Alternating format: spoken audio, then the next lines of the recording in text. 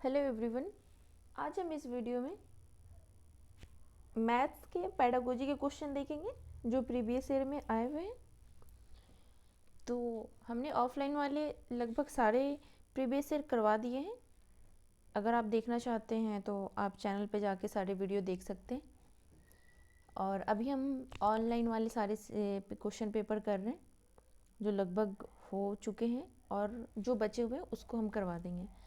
तो आप इस वीडियो को ज़रूर देखें, आपके सीटेट पेपर में बहुत ज़्यादा हेल्प होगी। अगर आप सीटेट पेपर देने जा रहे हैं तो आपको पता ही होगा, मैं हर वीडियो में आपको बताती हूँ कि प्रीवियस ईयर करना कितना ज़्यादा इम्पोर्टेंट है। और सीटेट का तो सिलेबस भी लिमिटेड है, और इसके लिमिटेड सिलेबस है, अभी तक चेंज नहीं हुए हैं। मे भी आने वाले टाइम में चेंज हो जाएं, लेकिन अभी तो फ़िलहाल कोई चेंज नहीं हुआ है। तो आप प्रीवियस ईयर ज़रूर करके जाएं, आपको पेपर में बहुत ज़्यादा हेल्प मिलेगी, क्योंकि क्वेश्चन रिपीट होते रहते हैं। थोड़े से ऑप्शन से फेरबदल करके क्वेश्चन रिपीट होते रहते हैं। तो चलिए आज के क्वेश्चन हम देख लेते हैं। चलते हैं मैथ्स के क्वेश्चन पे, ठीक है। मैथ्स अभी तो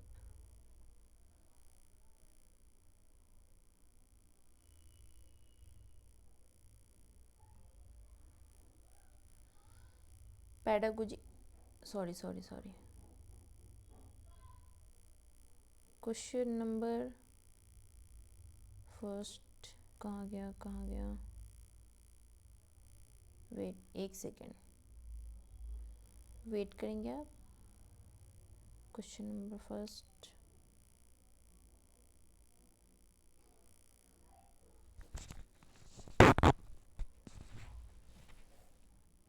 चलिए क्वेश्चन नंबर फर्स्ट से स्टार्ट करते हैं। क्वेश्चन नंबर फर्स्ट कह रहे हैं,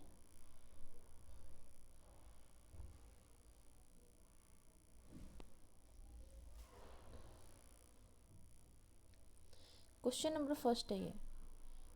कक्षा 5 का एक छात्र हरमन एक वर्ग के गुण समझा पाता है, किंतु वर्गों, आयतों एवं समांतर चतुर्भुज के बीच के संबंधों की व्याख्या नहीं कर पाता। वैन हीले के ज्यामितीय चिंतन के सिद्धांत के अनुसार हरमन चिंतन के किस स्तर पर है? पहला ऑप्शन है दृश्यीकरण, दूसरा है संक्षेपीकरण, तीसरा है निगमन, चौथा है विश्लेषण। तो बताएं क्वेश्चन नंबर फर्स्ट का सही आंसर क्या हो जाएगा?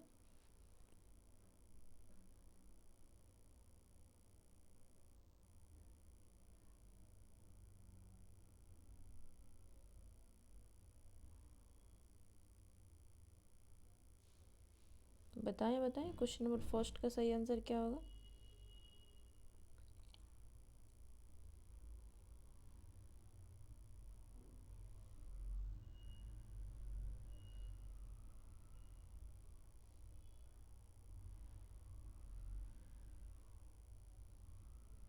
क्वेश्चन नंबर फर्स्ट का सही आंसर हो जाएगा ऑप्शन नंबर 4, विश्लेषण।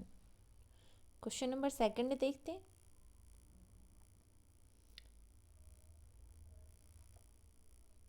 निम्नलिखित में से किनका गणितीय सत्यों को स्थापित करने के लिए अधिकतर उपयोग होता है? पहला है प्रयोग का, दूसरा है सत्यापन का, तीसरा है तार्किक विवेचन का, चौथा है अभिगृहीतों का। तो बताएं इसका सही आंसर क्या होगा?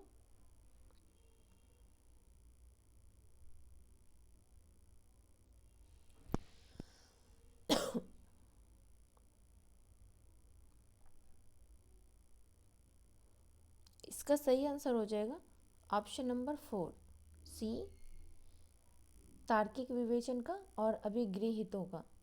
तो सी डी किस में है? ऑप्शन नंबर 4 में। क्वेश्चन नंबर थर्ड देखते हैं। ये कह रहा है निम्नलिखित में से कौन सा गणित का अधिगम करते हुए सौंदर्यपरक मूल्यों के विकास के लिए सहायक है? पहला है विद्यार्थियों को अधिक प्रश्नों को हल करने के अवसर प्रदान करना, दूसरा है विभिन्न कलाओं, वास्तुकला और रंगोलियों में गणित के उपयोग का अन्वेषण करना, सी कह रहा है विद्यार्थियों को उनके आसपास की गणितीय स्थितियों की जांच करने और अपने समय के प्रश्न बनाने के अवसर प्रदान करना। सही विकल्प का चयन कीजिए और बताइए इसका सही आंसर क्या होगा।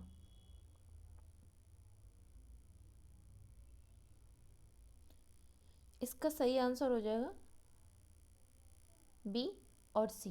तो आप देखिए बी सी किस में है, ऑप्शन नंबर थर्ड में। इसका सही आंसर हो जाएगा option number third. Question number 4 देखते हैं।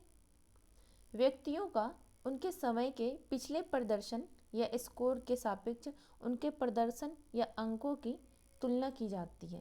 पहला है बेंचमार्क आकलन में, दूसरा है इप्सेटिव आकलन में, तीसरा है मानदंड संदर्भित आकलन में, चौथा है सामान्य संदर्भित आकलन में। तो बताएं इसका सही आंसर क्या होगा। इसका सही आंसर हो जाएगा option number second. Question number 5 देखते हैं। निम्नलिखित में से कौन सा प्राथमिक स्तर के गणित में आकृतियों का परिचय कराने का मुख्य उद्देश्य हो सकता है। पहला है दृश्यीकरण कौशल का विकास, दूसरा है दिक् स्थान संबंधी विवेचन कौशल का विकास, तीसरा है आकृतियों के नाम याद करना। तो बताएं इसका सही आंसर क्या होगा। इसका सही आंसर हो जाएगा दृश्यीकरण कौशल का विकास, दिक् स्थान संबंधी विवेचन कौशल का विकास। ऑप्शन नंबर सेकेंड, ए और बी दोनों सही हो जाएगा। क्वेश्चन नंबर 6 देखते हैं। प्राइमरी स्कूल गणित शिक्षण एवं अधिगम हेतु निम्नलिखित में से कौन सी वस्तुओं का संसाधन कक्ष में होना आवश्यक है। ए कह रहा है चार्ट, पुस्तकें और गुणन सारणी, बी कह रहा है स्टेशनरी वस्तुएं जैसे पेन, पेंसिल, रूलर इत्यादि, सी कह रहा है मूर्त शिक्षण अधिगम सामग्री जैसे गणितमाला, टेनग्राम, त्रिविमीय आकृतियाँ, जियोबोर्ड, ब्लॉक, टाइल्स इत्यादि, डी कह रहा है सूची पत्र, शिक्षक पत्रिकाएं तथा शिक्षक शिक्षिकाओं के पढ़ने हेतु अन्य सामग्रियाँ। तो इसका विकल्प चुनें और बताएं इसका सही आंसर क्या होगा।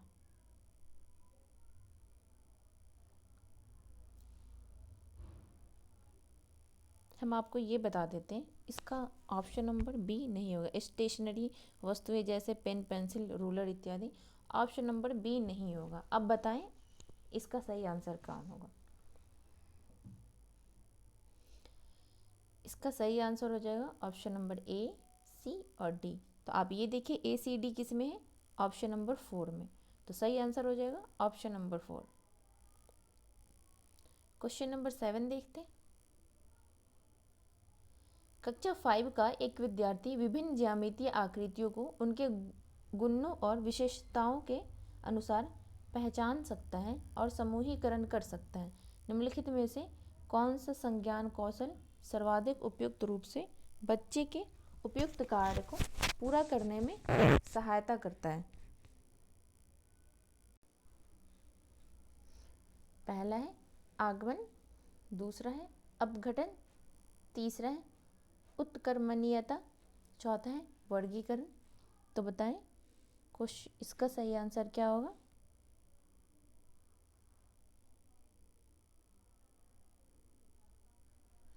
इसका सही आंसर हो जाएगा ऑप्शन नंबर 4 वर्गीकरण। क्वेश्चन नंबर 8 देखते हैं। निम्नलिखित में से कौन सा क्रियाकलाप प्राथमिक कक्षाओं के विद्यार्थियों को दैनिक जीवन में मुद्रा अवधारणा के शिक्षण के लिए सर्वाधिक उपयुक्त है।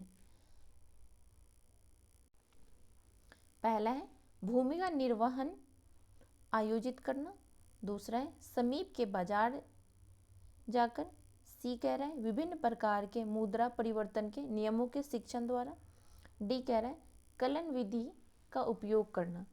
तो बताएं सही विकल्प चयन कीजिए और बताइए इसका आंसर क्या होगा। इसका सही आंसर हो जाएगा ऑप्शन नंबर फर्स्ट। मतलब भूमिका निर्वाह आयोजित करना, समीप के बाजार जाकर। ऑप्शन नंबर ए और बी, ऑप्शन नंबर फर्स्ट सही हो जाएगा। क्वेश्चन नंबर 9 देखते हैं। निम्नलिखित में से कौन से कथन सभी त्रिभुज समबाहु त्रिभुज है का निषेध है? पहला है, यह गलत है कि सभी त्रिभुज समबाहु त्रिभुज है। बी कह रहा है एक त्रिभुज मौजूद है जो एक समबाहु त्रिभुज नहीं है। सी कह रहा है सभी समबाहु त्रिभुज त्रिभुज है। तो बताएं इसका सही आंसर क्या होगा क्वेश्चन नंबर 9 का?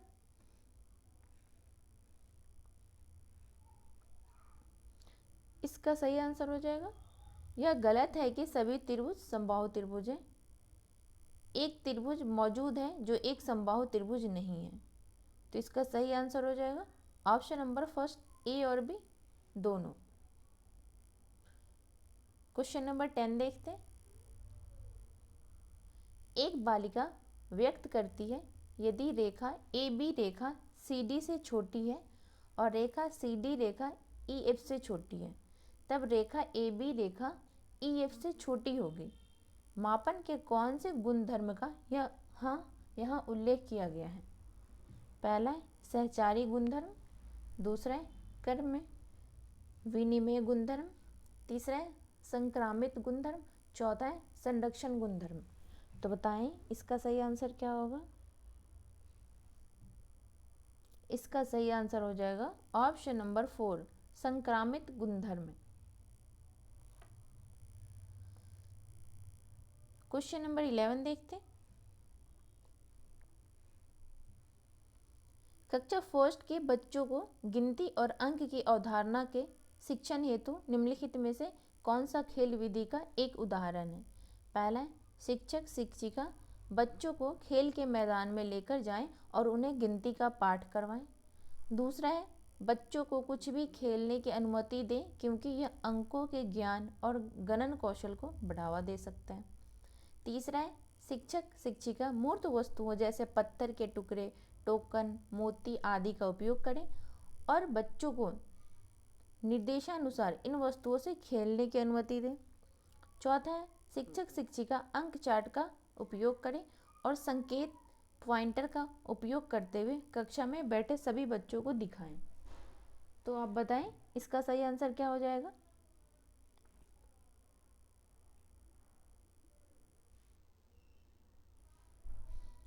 इसका सही आंसर हो जाएगा ऑप्शन नंबर 3 शिक्षक शिक्षिका मूर्त वस्तुओं जैसे पत्थर के टुकड़े, टोकन, मोती आदि का उपयोग करें और बच्चों को निर्देशानुसार इन वस्तुओं से खेलने की अनुमति दें। क्वेश्चन नंबर 12 देखते हैं। पाठ्य योजना शिक्षण के किस चरण से संबंधित है?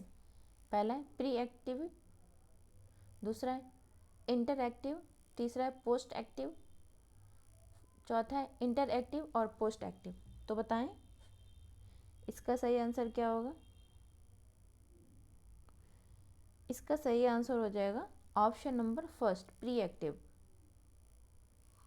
क्वेश्चन नंबर 13 देखते हैं। एक प्राथमिक स्तर की गणित शिक्षिका अपने कक्षा में विद्यार्थियों के भिन्न भिन्न समूहों को वृत्ताकार टुकड़े, कट आउट्स या आयताकार पट्टियाँ बांट देती है, तब वह उनको सामग्री का उपयोग कर निम्नलिखित प्रश्न को हल करने को कहती है। कौन सा विभिन्न को जोड़ 1/2 होगा? ऐसे प्रश्नों पहला है ऐसे प्रश्नों को हतोत्साहित करना चाहिए क्योंकि ये भिन्नों से संबंधित भ्रांतियों की ओर ले जाते हैं। दूसरा है ऐसे प्रश्नों को हल करना बच्चों के लिए इस स्तर पर अत्यधिक कठिन है। थर्ड कह रहा है ऐसे प्रश्नों को प्रोत्साहित करना चाहिए क्योंकि ये उनके उत्तरों की ओर ले जाते हैं। फोर्थ कह रहा है ऐसे प्रश्नों को हतोत्साहित करना चाहिए क्योंकि उनके उत्तरों का गणित में कोई स्थान नहीं है। तो आप बताएं इसका सही आंसर क्या होगा?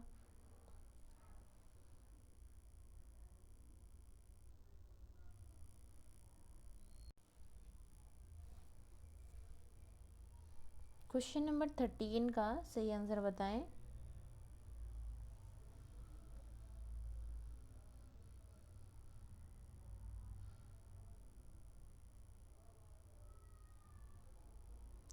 इसका सही आंसर हो जाएगा ऑप्शन नंबर 3। ऐसे प्रश्नों को प्रोत्साहित करना चाहिए क्योंकि ये अनेक उत्तरों की ओर ले जाते हैं। क्वेश्चन नंबर 14 देखते हैं। किसी क्रियाकलाप को करने के लिए गणित की कक्षा में बच्चों को कुछ लकड़ी के टुकड़े दिए। बच्चों ने निम्नलिखित कथन प्रस्तावित किए। मेरी गणित की पुस्तक का भार 2 टुकड़ों से अधिक किंतु 3 टुकड़ों से कम है। मेरे पेंसिल बॉक्स का भार लकड़ी के 2 टुकड़ों से कुछ कम है। उपयुक्त क्रियाकलाप का उद्देश्य है, पहला है विद्यार्थियों को सृजनात्मक कार्य में व्यस्त रखना जब शिक्षक व्यस्त हैं। दूसरा है भारों के योग की अवधारणा को सुदृढ़ करना। तीसरा है भार मापन के लिए इकाइयों के परिवर्तन की अवधारणा से परिचय करवाना। चौथा है भार मापन की अवधारणा का परिचय देने के लिए आधार बनाना। तो अब आप बताएं क्वेश्चन नंबर 14 का सही आंसर क्या होगा।